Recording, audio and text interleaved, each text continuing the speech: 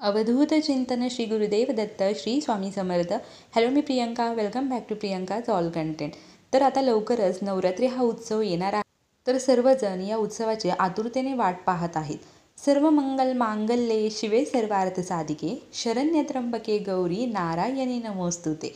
तर आपल्या हिंदू धर्मामध्ये सण, व्रत, वैकल्य याला खूप असं महत्त्व आहे. तसंच नवरात्रीलाही अतिशय असं महत्त्व आहे.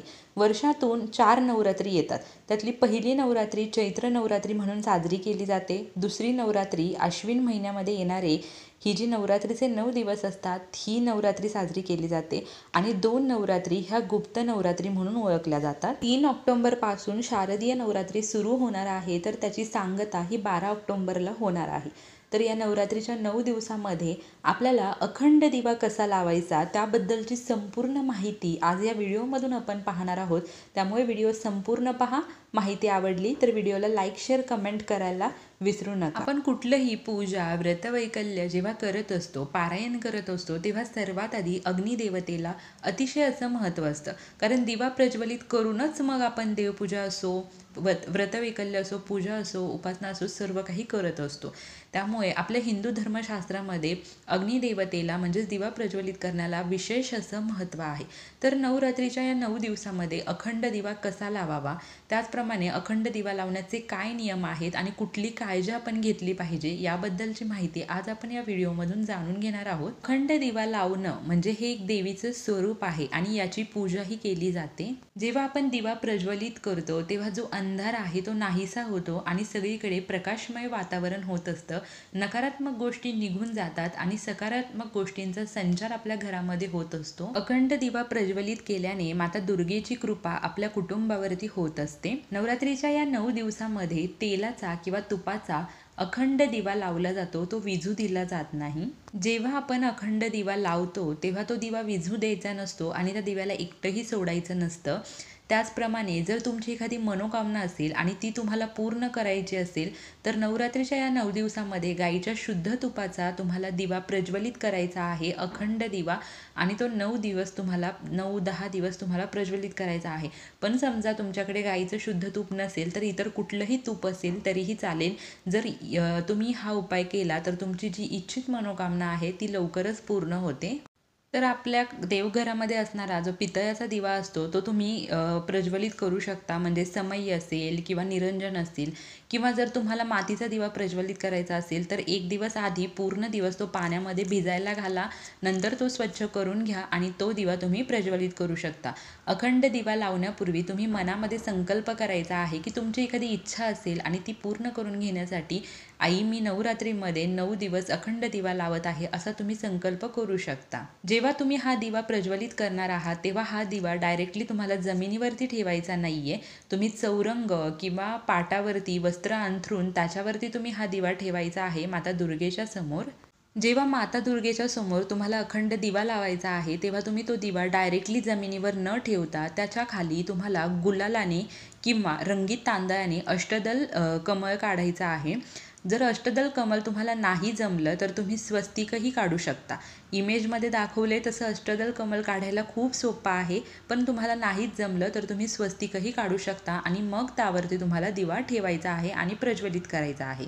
जेव्हा तुम्ही अष्टदल कमल किंवा स्वस्तिक काढणार आहात त्यावर हळद, कुंकू, अक्षता, फुले अर्पण करा आणि त्यावर दिवा ठेवा. दिव्यामध्ये तुम्हाला साजूक तुपाचा दिवा लावायचा आहे, पण जर साजूक तूप नसेल तर तुम्ही तिळाच्या तेलाचा किंवा मोहरीच्या तेलाचाही दिवा लावू शकता. याच्यामध्ये जी वात आहे ती वात रक्षासूत्र म्हणून आपण जो कलावा वापरतो त्या कलाव्यापासून बनवलेली वात नवरात्रीमध्ये मिळते. ती वात तुम्ही घ्यायची आहे. त्याचप्रमाणे हा जो दिवा आहे हा तुम्हाला देवीच्या उजव्या साईडला ठेवायचा आहे.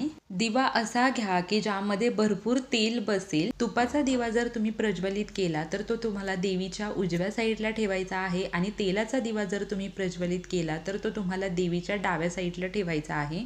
अखंड दिवा जेव्हा तुम्ही प्रज्वलित कराल तेव्हा त्याला हळद, कुंकू, अक्षता, फुले तुम्हाला वाहायच्या आहेत, नमस्कार करायचा आहे. दिव्यावरती तुम्ही स्वस्तिकही काढू शकता. हळद कुंकू ओलं करूनही तुम्ही त्याला टिक्का करू शकता. हा जो अखंड दिवा आहे याच्यामध्ये तुम्हाला सकाळ संध्याकाळ तेल ओतायचं आहे. तो दिवा विझणार नाही याची काळजी घ्यायची आहे. आणि या अखंड दिव्याला तुम्हाला सकाळ संध्याकाळ नैवेद्यही दाखवायचा आहे. सर्वात महत्त्वाचा प्रश्न, जर आम्ही अखंड दिवा लावलेला आहे आणि तो जर अचानक विझला तर काय करावं? तर घाबरून न जाता जर तुम्ही लावलेला दिवा विझला, तर तो दिवा जर विझला तर तुम्हाला देवासमोर बसून देवाला क्षमायाचना करायची आहे, की माझ्याकडून ही चूक भूल झाली आहे आणि त्या गोष्टीबद्दल मला क्षमा करा. परत तुम्ही दिवा विझणार नाही याची दक्षता घ्या. सगळ्यात महत्त्वाचं, तर तुम्ही निरंजन लावलं तर त्याच्यावरती ती काच भेटते, की जेणेकरून दिवा विझू नये, हवा लागू नये असं तुम्ही दिवा लावू शकता. किंवा मोठी समई जरी असेल तरी त्या ठिकाणी तुम्हाला हवा लागणार नाही याची काळजी घ्यायची आहे. तुम्ही खिडकी बंद करू शकता आणि सतत त्या दिव्यावरती तुम्हाला लक्ष ठेवायचं आहे, की जेणेकरून तो विझला नाही पाहिजे.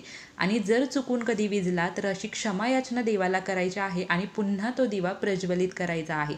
दिवा विझला म्हणून आपल्याकडून काहीतरी अपशगुन झालं किंवा काहीतरी अपशगुन आता घडणार आहे, अशा गोष्टी चुकूनही मनात आणायच्या नाहीयेत. फक्त देवाला क्षमायाचना करायची आहे. दिवा लावण्यापूर्वी तुम्हाला गणपती बाप्पांचं, देवोके महादेवांचं आणि दुर्गा मातेचं स्मरण करायचं आहे.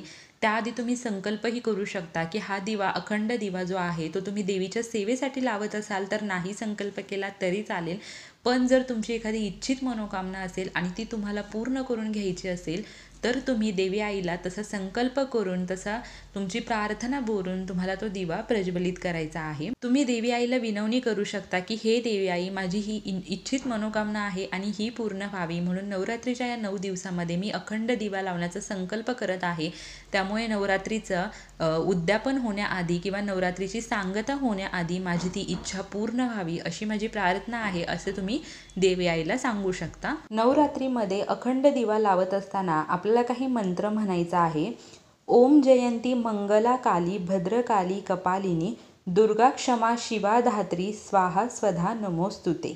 त्याचप्रमाणे शुभम करोती कल्याणम आरोग्यम धनसंपदा शत्रुबुद्धी विनाशाय दीपक ज्योती नमोस्तुते अशी प्रार्थना करून तुम्हाला दिवा प्रज्वलित करायचा आहे. अखंड दिवा तुम्ही जर घरामध्ये प्रज्वलित करत असाल तर काही गोष्टी तुम्हाला आवर्जून टाळायच्या आहेत. त्यातली पहिली गोष्ट म्हणजे तुम्हाला ब्रह्मचार्याचं पालन करायचं आहे.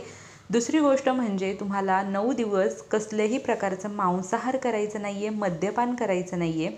घरामध्ये वादविवाद, कटकटी अशा गोष्टी करायच्या नाही आहे. कोणत्याही मोठ्या व्यक्तीचा, बारक्या व्यक्तीचा अनादर, अपमान करायचा नाही आहे, शिवीगाळ करायची नाही आहे. त्याचप्रमाणे घरामध्ये सकारात्मक वातावरण ठेवायचं आहे. तुम्ही जिथे दिवा प्रज्वलित करणार आहात तिथली सर्व जागा तुम्हाला स्वच्छ ठेवायची आहे. म्हणजे तुम्हाला संपूर्ण घराचा परिसर डीप क्लीन ठेवायचा आहे. आणि जो दिवा आपण प्रज्वलित केलाय तो शौचालयाच्या आजूबाजूला नसावा याची काळजी तुम्हाला घ्यायची आहे. नवरात्रीमध्ये अखंड दिवा 9 दिवस प्रज्वलित केल्याने त्या दिव्याला काजळी येते. मग ती काजळी दिवा न विझू देता कशी काढायची हे मी तुम्हाला आता सांगणार आहे. तर सगळ्यात आधी काय करा, तुम्ही जो दिवा प्रज्वलित केलाय तो तर तुम्हाला तसाच ठेवायचा आहे. तुम्ही एखादं छोटंसं निरंजन घ्या किंवा एखादी पंती घ्या. त्यामध्ये तुम्हाला एक वात घ्यायची आहे. म्हणजे 2 वातींची एक वात तयार करून जो दिवा तुम्ही अखंड दिवा म्हणून लावलेला आहे त्याच्या तेलामध्ये ती वात बुडवायची आहे आणि तिथेच तुम्हाला ती वात प्रज्वलित करून तो दिवा खाली तुम्हाला प्रज्वलित करायचा आहे. म्हणजे छोटंसं निरंजन. त्यानंतर तुम्हाला जी अखंड दिव्यामध्ये काजळी आलेली आहे ती तुम्ही किचनमध्ये वापरणारी एखादी कात्री असेल, जी फक्त तुम्ही किचनमध्ये यूज करता, अशा कात्रीने ती जी काजळी आहे ती फक्त वरच्यावरती तुम्ही ओढून घ्यायची आहे. किंवा मग तुम्ही सुईने थोडीशी कापसाची वात वरती करून घ्या आणि ती काजळी आहे ती फक्त कात्रीने थोडीशी अशी वरच्यावर तुम्हाला नॉर्मल पद्धतीने काढून घ्यायचे आहे. असं केलं तर तुमचा दिवाही विझणार नाही. पण जर समजा चुकूनच काजळी काढत असताना तुमचा दिवा विझला तरीही आपण निरंजन प्रज्वलित केलेलं आहे छोटंसं, त्या निरंजनाने परत तुम्हाला तो दिवा प्रज्वलित करून घ्यायचा आहे. यामुळे तुमचा अखंड दिवा लावण्याचा जो संकल्प आहे तोही मोडणार नाही आणि तुम्ही काजळीही व्यवस्थित काढू शकता.